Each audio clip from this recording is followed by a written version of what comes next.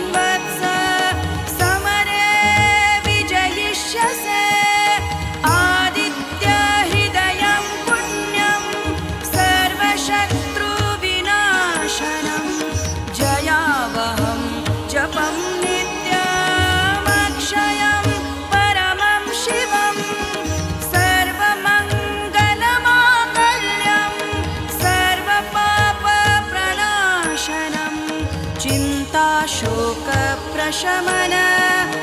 मायुर्वर्धनमुत्तमं रश्मिमन्तं समुद्यन्तं देवासुरनमस्कृतं पूजयस्व विवस्वन्तं भास्करं भुवनेश्वरं सर्वदेवात्मको ह्येष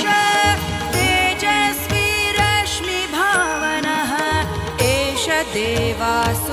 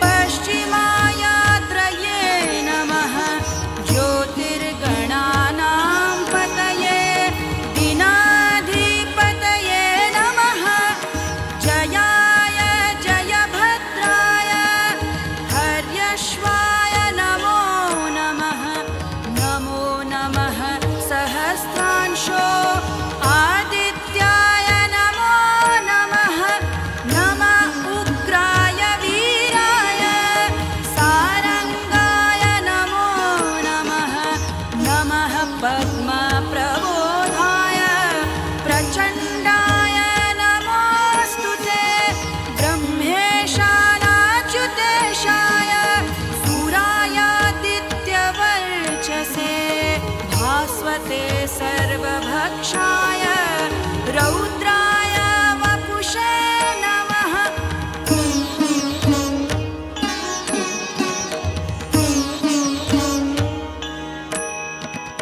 तमोघ्नाय हिमघ्नाय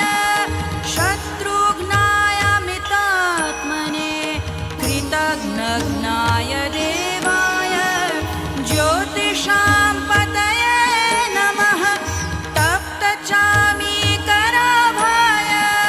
हरये विश्वकर्मणे नमस्तमोभिनिघ्नाय रुचये लोकसाक्षिणे नाशयत्येष वैभूतं तमेष सृजति प्रभुः पायत्येष तपत्येष वर्षत्येष गभस्तिभिः एष सुप्तेषु जागर्ति भूतेषु परिनिष्ठितः एष चैवाग्निहोत्रं च फलं चैवाग्निहोत्रिणां देवाश्च क्रतवश्चैव क्रतूनां फलमेव च यानि कृत्यानि लोकेषु सर्वेषु परमप्रभुः एनमापत्सु कृच्छ्रेषु कान्तारेषु भयेषु च कीर्तयन् पुरुषः कश्चिन्नावसीदति राघव।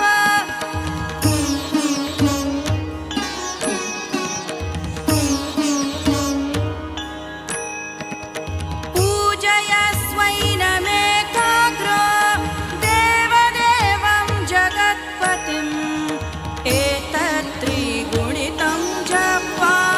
युद्धेषु विजयिष्यति अस्मिन् क्षणे महाबाहो रावणं त्वं जहेष्यसि। एवमुक्त्वा ततोऽगस्त्यो जगाम स यथागतम् एतत् श्रुत्वा महातेजा नष्टशोको भवत्तदा धारयामास सुप्रीतो राघवः प्रयतात्मवान् आदित्यं प्रेक्ष्य च क्वेदं परं हर्षमवाप्तवान् त्रिराचम्य शुचिर्भूत्वा धनुरादाय वीर्यवान् रावणं प्रेक्ष्य हृष्टात्मा जयार्थं समुपागमत् सर्वयत्नेन महता वृतस्तस्य वधे भवत्। अथ रविरवदन्निरीक्ष्य रामं मुदितमनाः परमं प्रहृष्यमाणः निशिचरपतिसंशयं विदित्वा सुरगणमध्यगतो वचस्त्वरेति।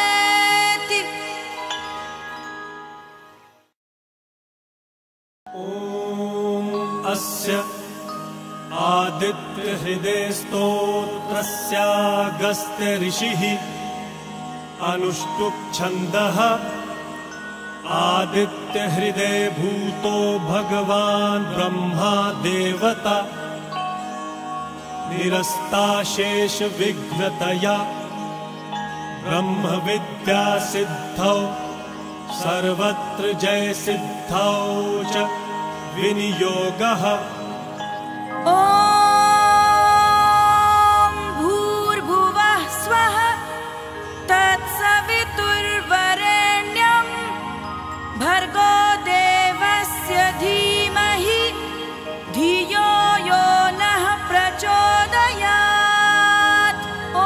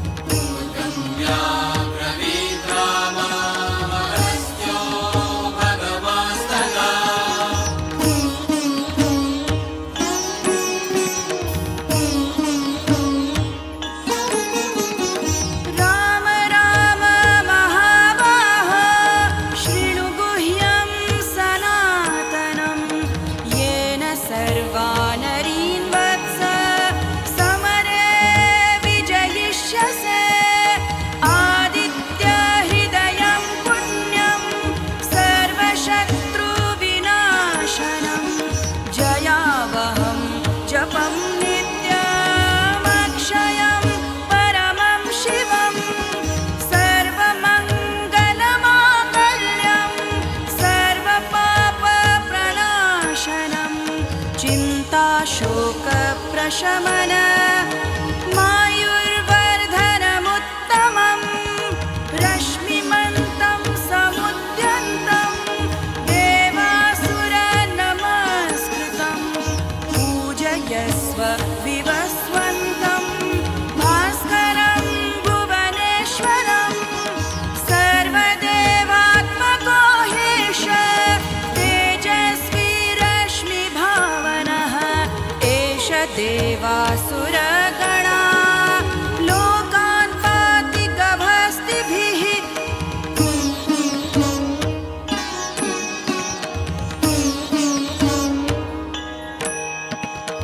एष ब्रह्मा च विष्णुश्च शिवः स्कन्दः प्रजापतिः महेन्द्रो धनदः कालो यमः सोमो ह्यपाम्पतिः पितरो वसवः साध्या अश्विनौ मरुतो मनुः वायुर्वह्निः प्रजः प्राण ऋतुकर्ता प्रभाकरः आदित्यः सविता सूर्यः खगः पूषा गभस्तिमान् सुवर्णसदृशो भानुर्हिरण्यरेता दिवाकरः हरिदश्वः सहस्रार्चिः सप्तसप्तिर्मरीचिमान् तिमिरोन्मथनः शम्भुः त्वष्टा मार्तण्डकोऽंशुमान् हिरण्यगर्भः शिशिरः तपनो हस्करो रविः अग्निगर्भोदितेः पुत्रः शङ्खः शिशिरनाशनः व्योमनाथस्तमो भेदी ऋग्यजुः सामपारगः घनवृष्टिरपां मित्रो विन्ध्यवीथिप्लवङ्गमः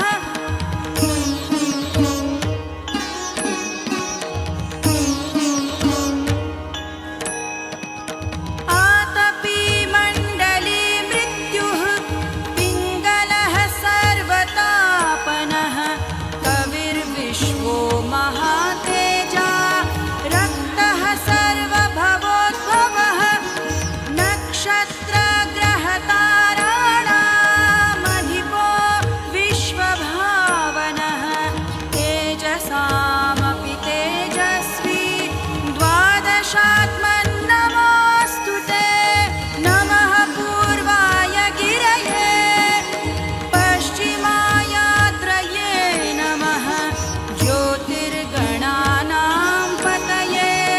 दिनाधिपतये नमः जयाय जयभद्राय हर्यश्वाय नमो नमः नमो नमः सहस्रांशो आदित्याय नमो नमः नमः उग्राय वीराय सारङ्गाय नमो नमः नमः पद्मप्रबोधाय प्रचण्डाय नमोऽस्तु ते ब्रह्मेशानाच्युतेशाय सूरायादित्यवर्चसे भास्वते सर्वभक्षाय रौद्राय वपुषे नमः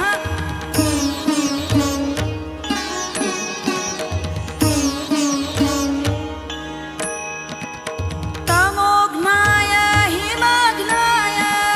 शत्रुघ्नाय मितात्मने कृतघ्नघ्नाय देवाय ज्योतिषां पतये नमः तप्तचामीकरणाय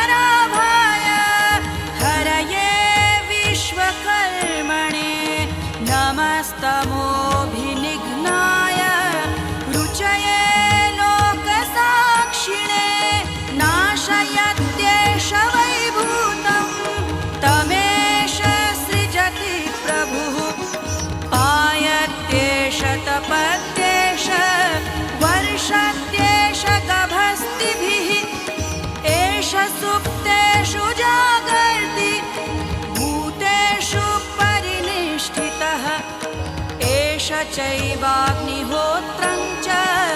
फलं चैवाग्निहोत्रिणां देवाश्च क्रतवश्चैव क्रतूनां फलमेव च यानि कृत्यानि लोकेषु सर्वेषु परमप्रभुः एनमापत्सु कृच्छ्रेषु कान्तारेषु भयेषु च कीर्तयन् पुरुषः कश्चिन्नावसीदति राघव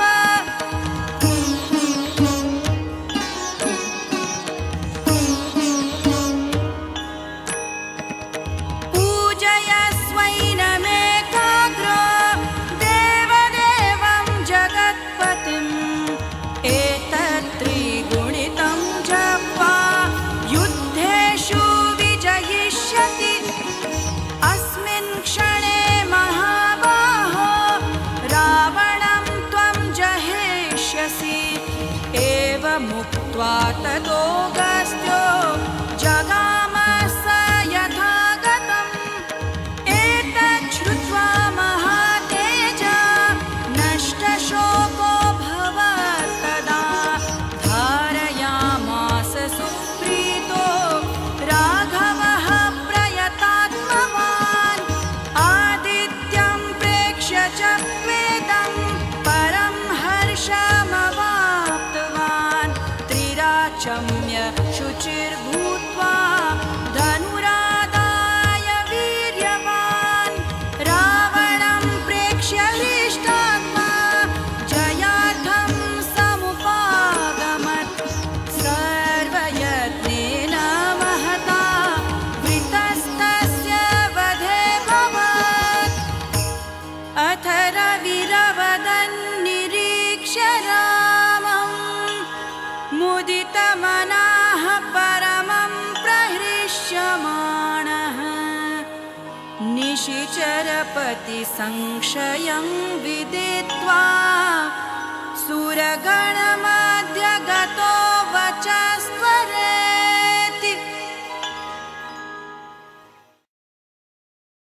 ॐ अस्य आदित्यहृदयस्तोत्रस्यागस्त्य ऋषिः अनुष्टुप् छन्दः आदित्यहृदये भूतो भगवान् ब्रह्मा देवता निरस्ताशेषविघ्नतया ब्रह्मविद्या सिद्धौ सर्वत्र जयसिद्धौ च विनियोगः ॐ भूर्भुवः स्वः तत्सवितुर्वरेण्यं भर्गो देवस्य धीमहि धियो यो नः प्रचोदयात् ॐ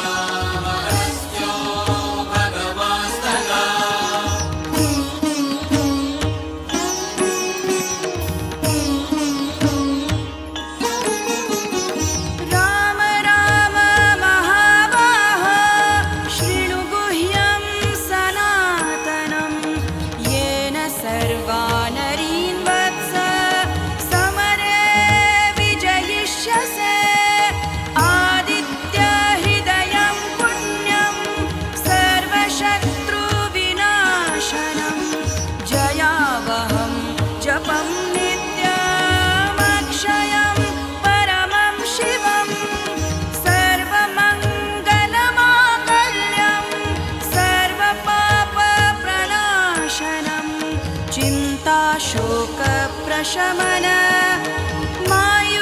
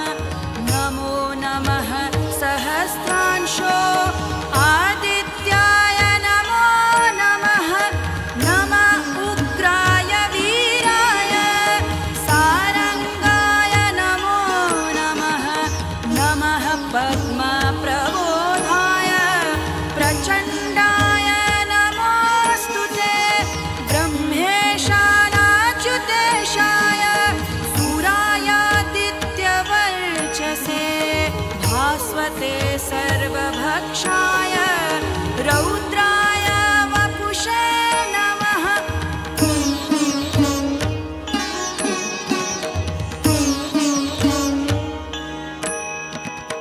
तमोघ्नाय हिमघ्नाय शत्रुघ्नाय मितात्मने कृतघ्नघ्नाय देवाय ज्योतिषां पतये नमः। तप्तचामीकराभाय हरये विश्वकर्मणे नमस्तमोभिनिघ्नाय रुचये लोकसाक्षिणे नाशयत्येष वैभूतं तमेष सृजति प्रभुः पायत्येष तपत्येष वर्षत्येष गभस्तिभिः एष सुप्तेषु जागर्ति भूतेषु परिनिष्ठितः एष चैवाग्निहोत्रं च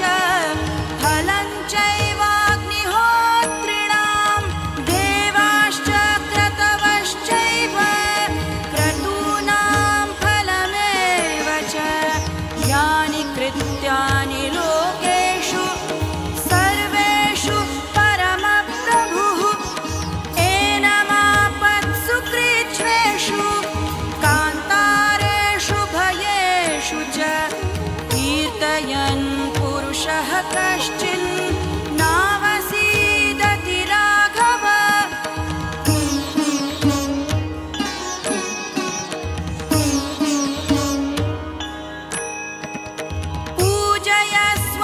पूजयस्वैनमेकाग्रो देवदेवं जगत्पतिम् एतत्त्रिगुणितं जप्त्वा युद्धेषु विजयिष्यति। अस्मिन् क्षणे महाबाहो रावणं त्वं जहिष्यसि एवमुक्त्वा ततोऽगस्त्यो जगाम स यथागतम्। एतच्छ्रुत्वा महातेजा नष्टशोको भवत्तदा धारयामास सुप्रीतो राघवः प्रयतात्मवान्।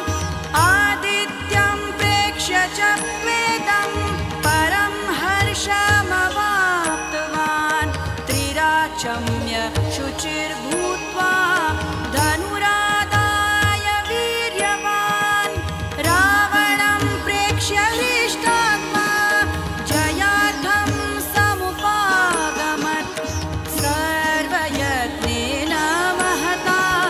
वृतस्तस्य वधे भवत्। अथ रविरवदन्निरीक्ष्य रामं मुदितमनाः परमं प्रहृष्यमाणः निशिचरपतिसंशयं विदित्वा सुरगणमध्यगतो वचस्त्वरेति।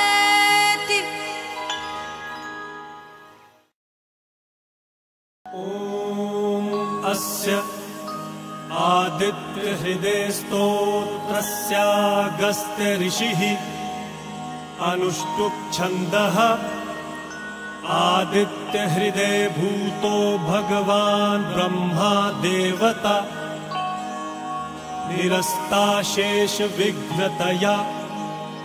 ब्रह्मविद्या सिद्धौ सर्वत्र जय सिद्धौ च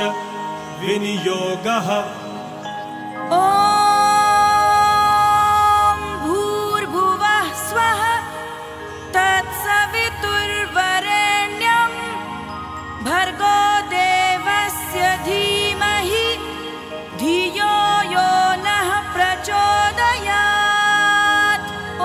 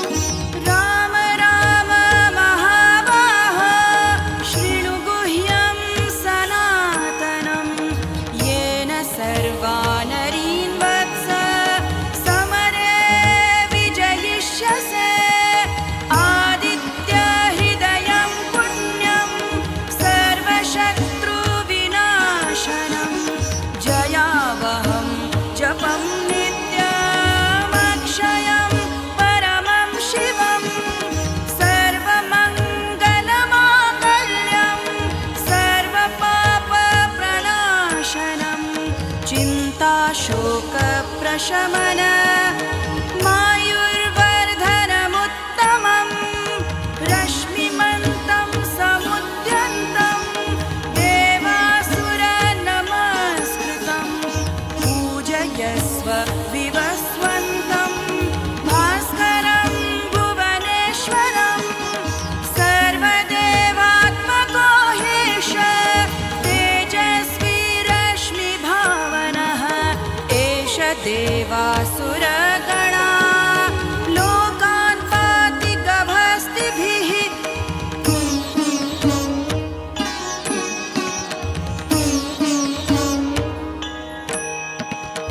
एष ब्रह्मा च विष्णुश्च शिवः स्कन्दः प्रजापतिः महेन्द्रो धनदः कालो यमः सोमो ह्यपाम्पतिः पितरो वसवः साध्या अश्विनौ मरुतो मनुः वायुर्वह्निः प्रजः प्राण ऋतुकर्ता प्रभाकरः आदित्यः सविता सूर्यः खगः पूषा गभस्तिमान् सुवर्णसदृशो भानुर्हिरण्यरेता दिवाकरः हरिदश्वः सहस्रार्चिः सप्त सप्तिर्मरीचिमान् तिमिरोन्मथनः शम्भुः त्वष्टा मार्तण्डकोऽंशुमान् हिरण्यगर्भः शिशिरः तपनो हस्करो रविः अग्निगर्भोदितेः पुत्रः शङ्खः शिशिरनाशनः व्योमनाथस्तमो भेदी ऋग्यजुः सामपारगः घनवृष्टिरपां मित्रो विन्ध्यवीथिप्लवङ्गमः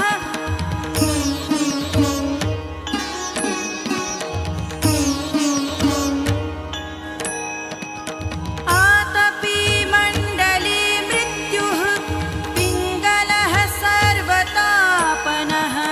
कविर्विश्वो महातेजा रक्तः सर्वभवोद्भवः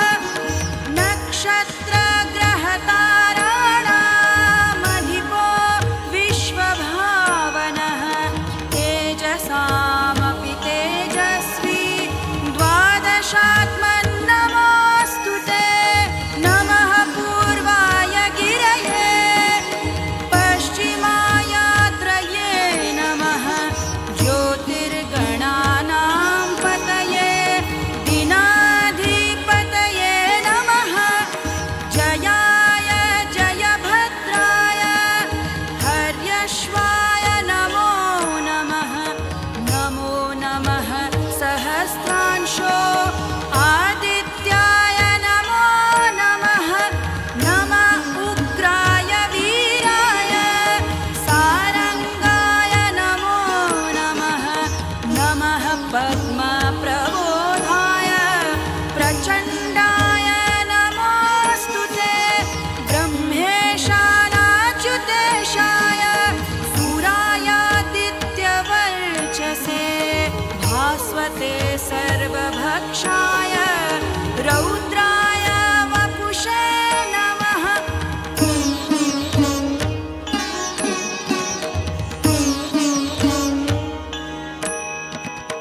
तमोघ्नाय हिमघ्नाय शत्रुघ्नाय मितात्मने कृतघ्नघ्नाय देवाय ज्योतिषां पतये नमः तप्तचामीकराभाय हरये विश्वकर्मणे नमस्तमोभिनिघ्नाय रुचये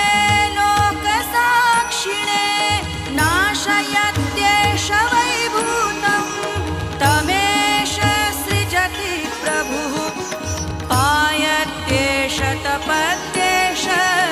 वर्षत्येष गभस्तिभिः एष सुप्तेषु जागर्ति भूतेषु परिनिष्ठितः चैवाग्निहोत्रं च फलं चैवाग्निहोत्रिणां देवाश्च क्रतवश्चैव क्रतूनां फलमेव च यानि कृत्यानि लोकेषु सर्वेषु परमप्रभुः एनमापत्सु कृच्छ्रेषु कान्तारेषु भयेषु च कीर्तयन् पुरुषः कश्चिन्नावसीदति राघव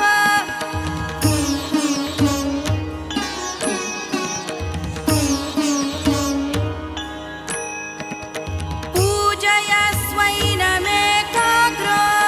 देवदेवं जगत्पतिम् एतत्त्रिगुणितं जप्त्वा युद्धेषु विजयिष्यति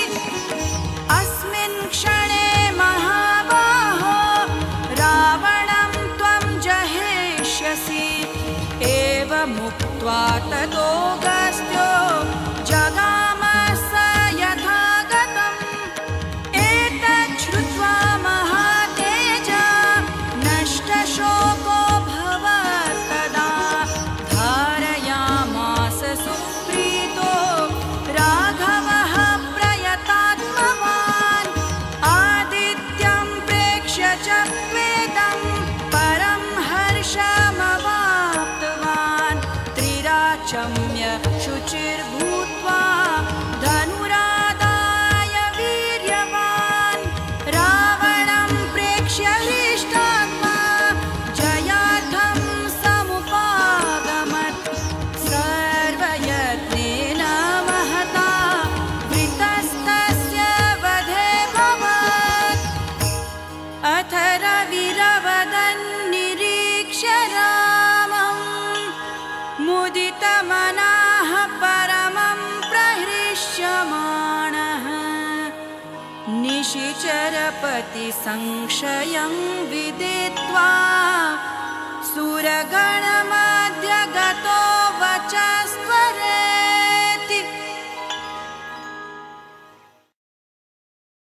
ॐ अस्य आदित्यहृदयस्तोत्रस्यागस्त्य ऋषिः अनुष्टुप् छन्दः आदित्यहृदय भूतो भगवान् ब्रह्मा देवता निरस्ताशेष विघ्नतया ब्रह्मविद्या सिद्धौ सर्वत्र जय सिद्धौ च विनियोगः ॐ भूर्भुवः स्वः तत्सवितुर्वरेण्यं भर्गो देवस्य धीमहि धियो यो नः प्रचोदयात् ॐ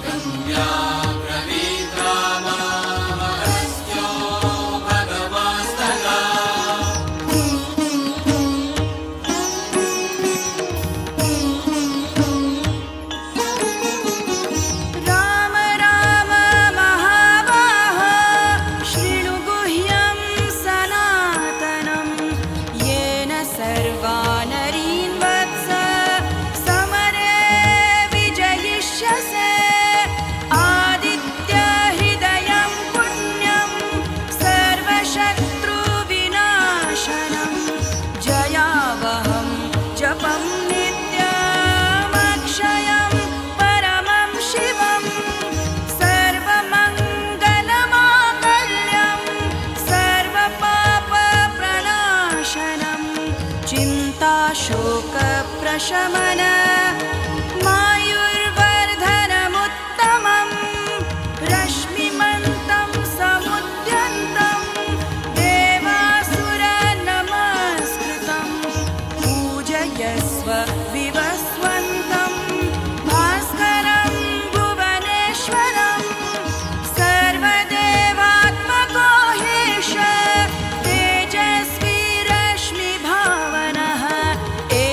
देवासुरगणा लोकान् पाति गभस्तिभिः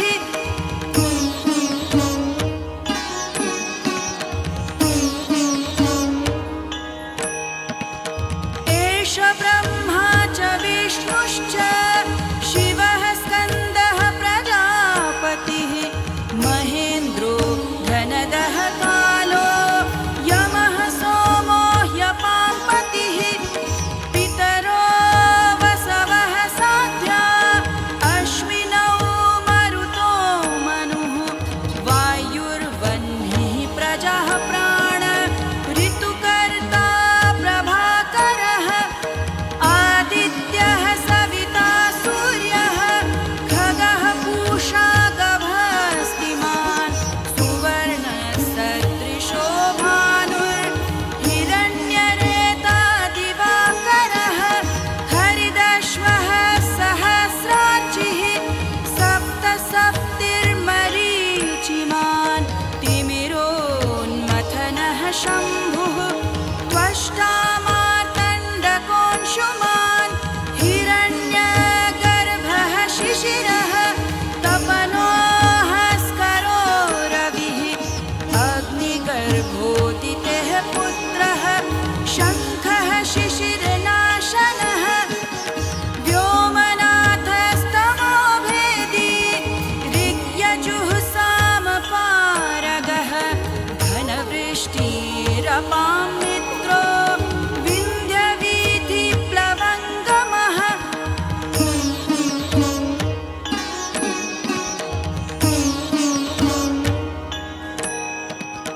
आतपी मण्डली मृत्युः पिङ्गलः सर्वतापनः कविर्विश्वो महातेजा रक्तः सर्वभवोद्भवः नक्षत्रग्रहताराणामधिपो विश्वभावनः तेजसामपि तेजस्वी द्वादशात्मन्नमोऽस्तु ते नमः पूर्वाय गिरये पश्चिमायाद्रये नमः ज्योतिर्गणानां पतये दिनाधिपतये नमः जयाय जयभद्राय हर्यश्वाय नमो नमः नमो नमः सहस्रांशो आदित्याय नमो नमः नमः उग्राय वीराय सारङ्गाय नमो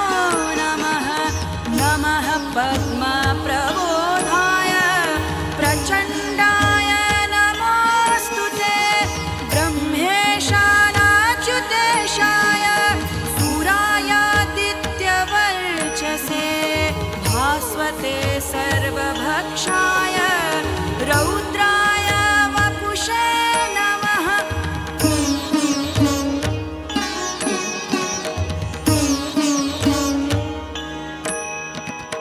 तमोघ्नाय हिमघ्नाय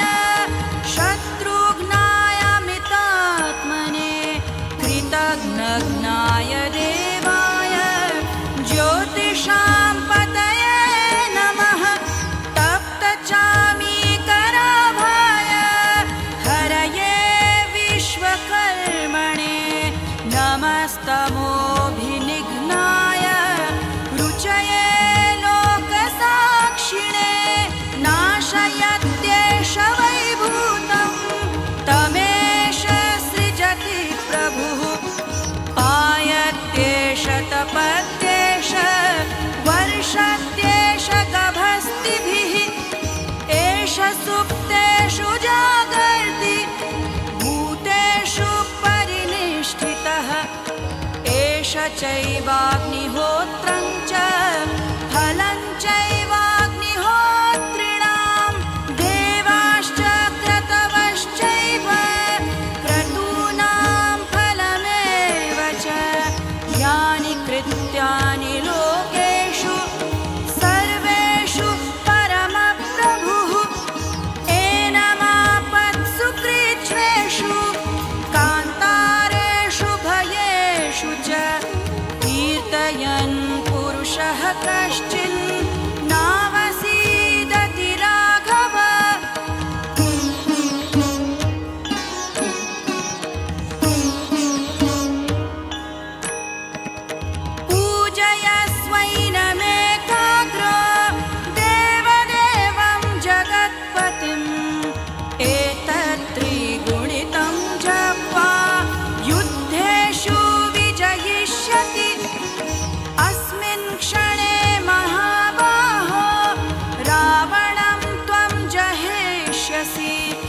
एवमुक्त्वा ततोऽगस्त्यो जगाम स यथागतम् एतत् श्रुत्वा महातेजा नष्टशोको भवत्तदा धारयामास सुप्रीतो राघवः प्रयतात्मवान् आदित्यं प्रेक्ष्य च वेदं परं हर्षमवाप्तवान् त्रिराचम्य शुचिर्भूत्वा धनुरादाय वीर्यवान् रावणं प्रेक्ष्य हृष्टात्मा जयार्थं समुपागमत् सर्वयत्नेन महता वृतस्तस्य वधे भवत् अथ रविरवदन्निरीक्ष्य रामं मुदितमनाः परमं प्रहृष्यमाणः निशिचरपतिसंशयं विदित्वा सुरगणमध्यगतो वचस्त्वरेति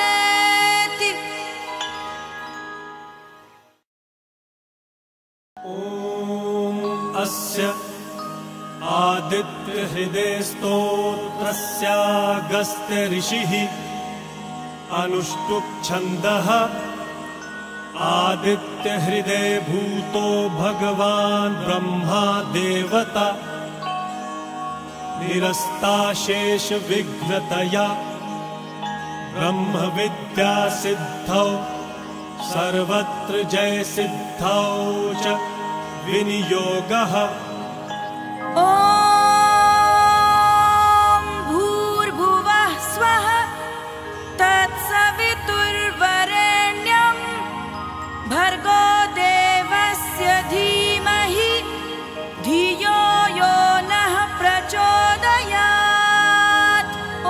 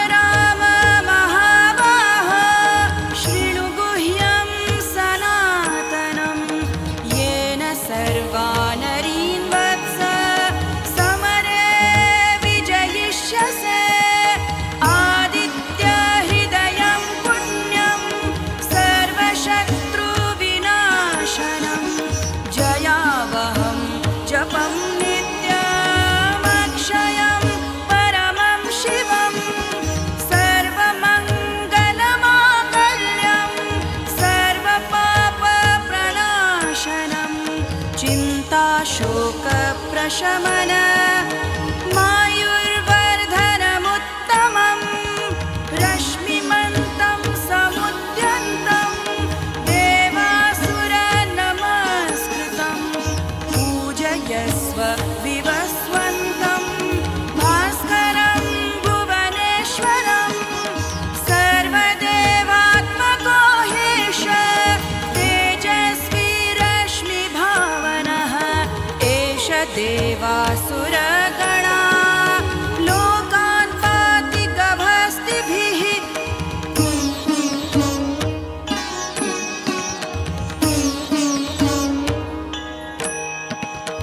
एष ब्रह्मा च विष्णुश्च शिवः स्कन्दः प्रजापतिः महेन्द्रो धनदः कालो यमः सोमो ह्यपाम्पतिः पितरो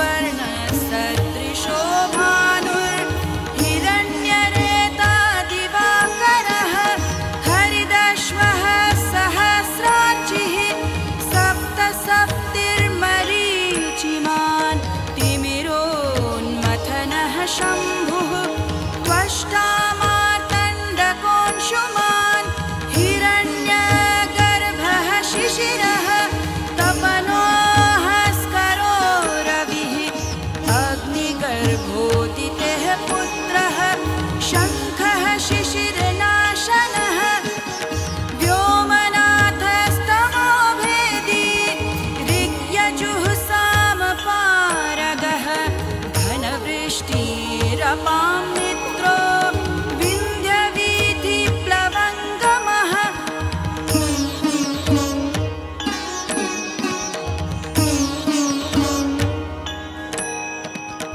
आतपी मण्डली मृत्युः पिङ्गलः सर्वतापनः कविर्विश्वो महातेजा रक्तः सर्वभवोद्भवः नक्षत्रग्रहताराणामधिपो विश्वभावनः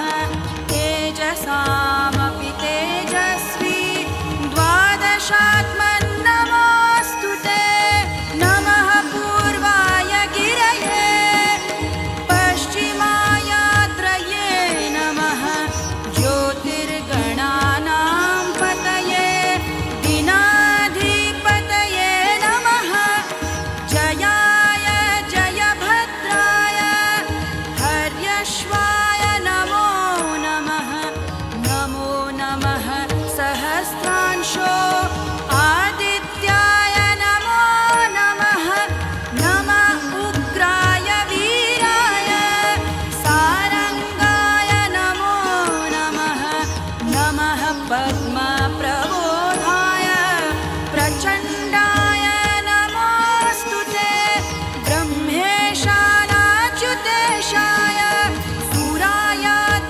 सूरायादित्यवर्चसे भास्वते सर्वभक्षाय रौद्राय वपुषे नमः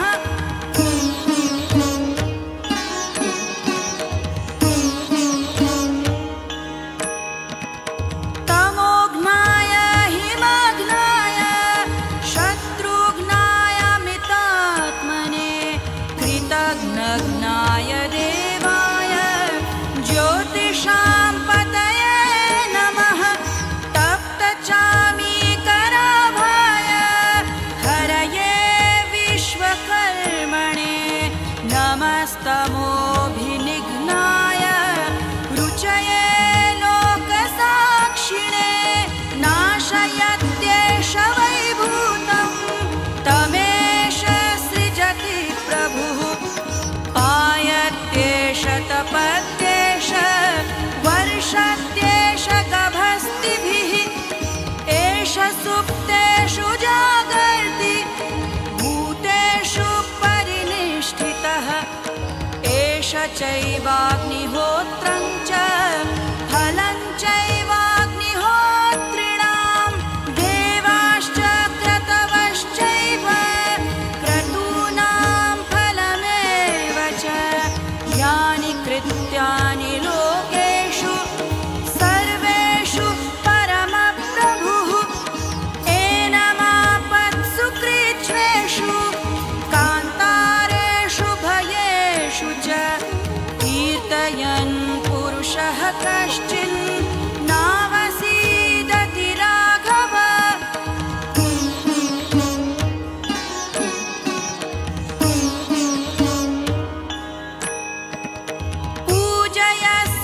पूजयस्वैनमेकाग्रो देवदेवं जगत्पतिम् एतत्त्रिगुणितं जप्त्वा युद्धेषु विजयिष्यति अस्मिन् क्षणे महाबाहो रावणं त्वं जहेष्यसि एवमुक्त्वा ततोऽगस्त्यो जगाम स यथागतम् एतच्छ्रुत्वा महातेजा नष्टशोको भवत्तदा धारयामास सुप्रीतो राघवः प्रयतात्मवान् आदित्यं प्रेक्ष्य च प्रेतं परं हर्षमवाप्तवान् त्रिराचम्य शुचिर्भूत्वा धनुरादाय वीर्यवान् रावणं प्रेक्ष्य हृष्टात्मा जयार्थं समुपागमत् सर्वयत्नेन महता वृतस्तस्य वधे भवत् अथ रविरवदन् निरीक्ष्य रामं मुदिता मनाः परमं प्रहृष्यमाणः निशिचरपति संशयं विदित्वा सुरगणमध्यगतो वचस्त्वरेति।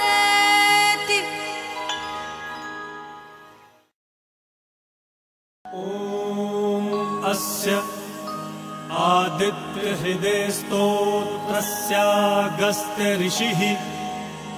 अनुष्टुप् छन्दः आदित्यहृदय भूतो भगवान् ब्रह्मा देवता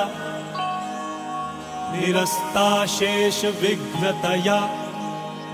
ब्रह्मविद्या सिद्धौ सर्वत्र जय सिद्धौ च विनियोगः।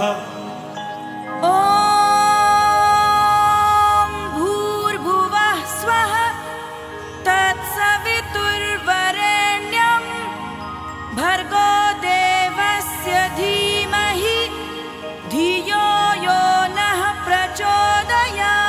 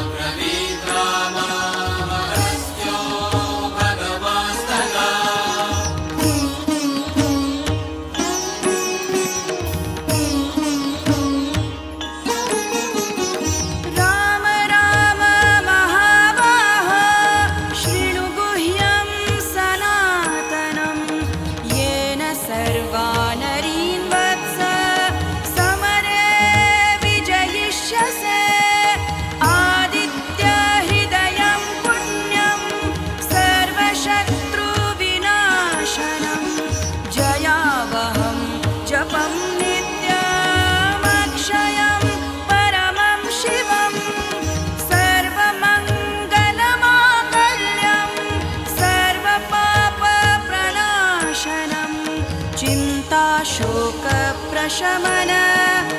मायुर्वर्धनमुत्तमं रश्मिमन्तं समुद्यन्तं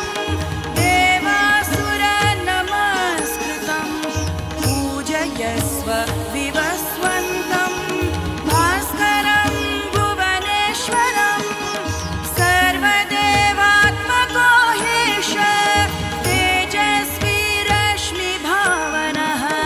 एष देवासुरगणा लोकान् पाति गभस्तिभिः।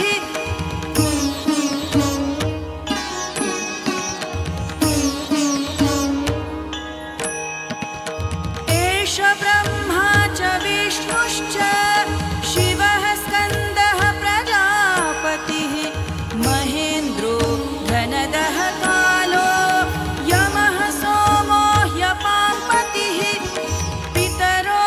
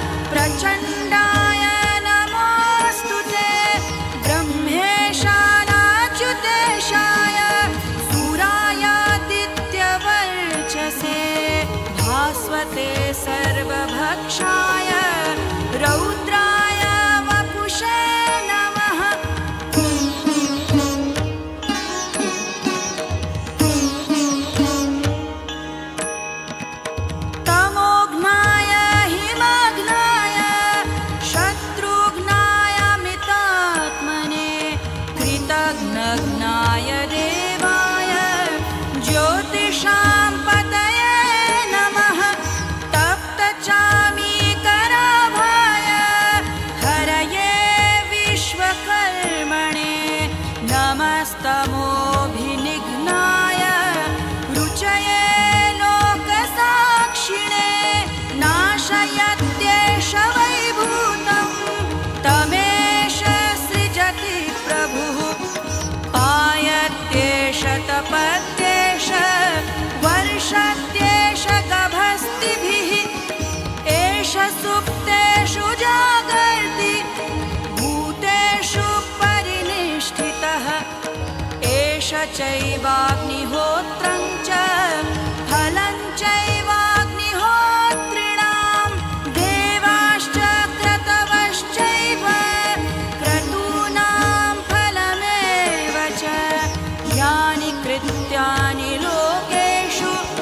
सर्वेषु परमप्रभुः एनमापत्सु कृच्छ्रेषु कान्तारेषु भयेषु च कीर्तयन् पुरुषः कश्चिन्नावसीदति राघव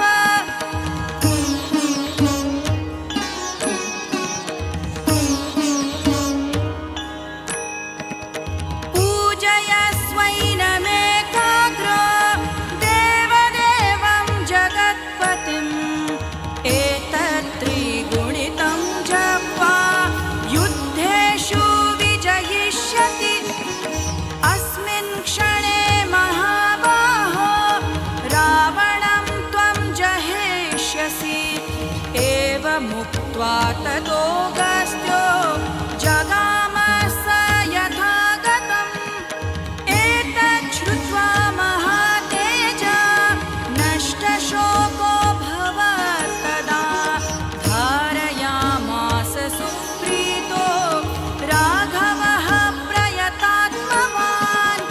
आदित्यं प्रेक्ष्य च प्रेतं परं हर्षमवाप्तवान्